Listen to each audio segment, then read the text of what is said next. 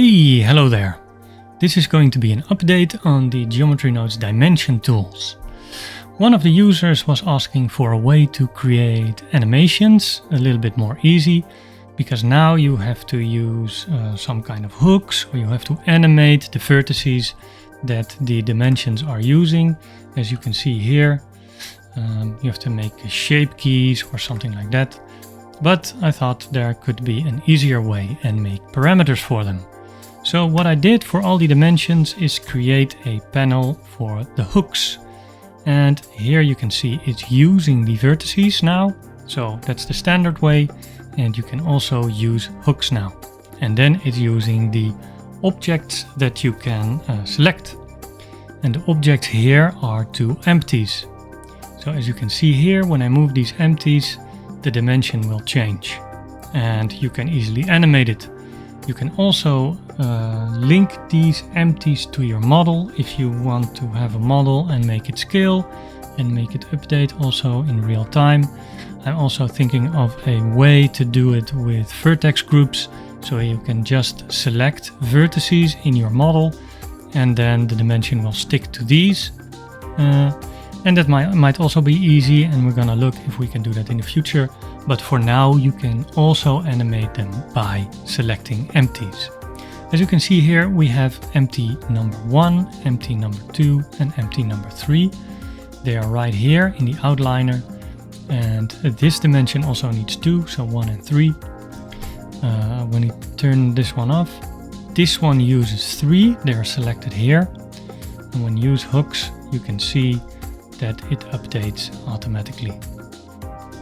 And it's easy to animate.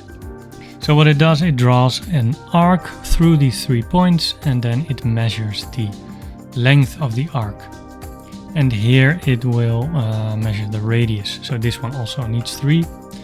As you can see here, also 3 hooks. This one is using 2. This one is also using 2. We can go back with this one and then show you how this one is working. Like you can grab the empty and then position your annotation anywhere you want.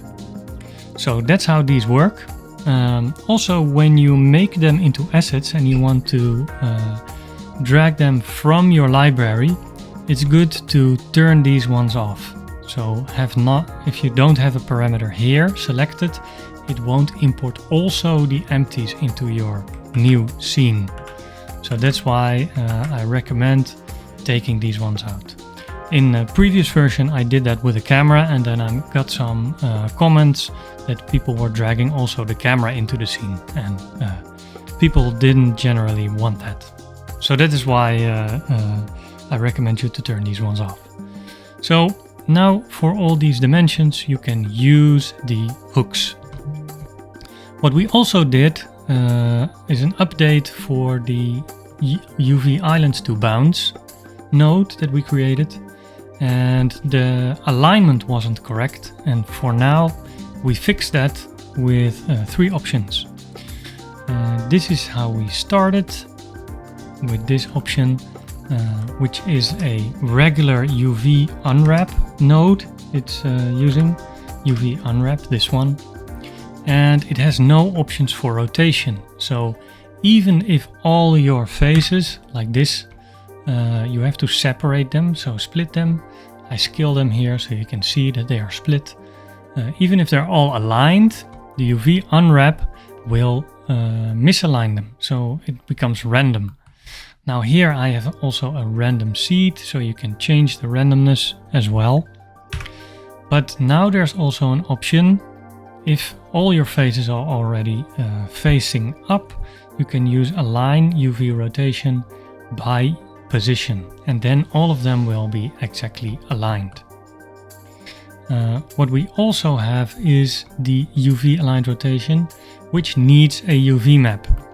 So here for this grid, it already has a UV map, and if you use that, then it will also use the alignment of the UV map. And what I use for that in the node is the, not the unpack, but the pack UV islands node. I replaced this one by this one because it has a rotate option, and if you turn that one off, it will use the rotation of the UV faces that it already has.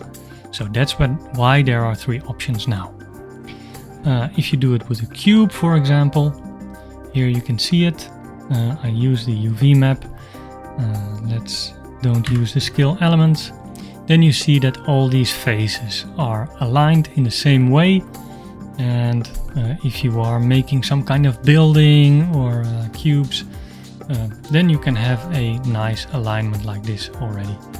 And if we don't use the UV map and we use position, here you see that it's just using a top projection, because it doesn't do an unwrap, but it takes all the geometry and it just places it, unpacks it in the UV space where it's aligned as it is. So for this one I would use the UV map and aligned UV rotation. What we also have is a selection mode, so you can just select the geometry that you need to UV scale to bounce, and then that should also work now.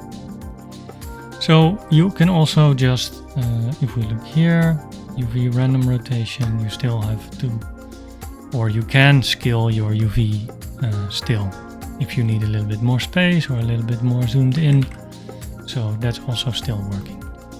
So that's 2 updates, 1 update for the dimensions and 1 update for the UV to bounce, and I hope this is useful for anyone.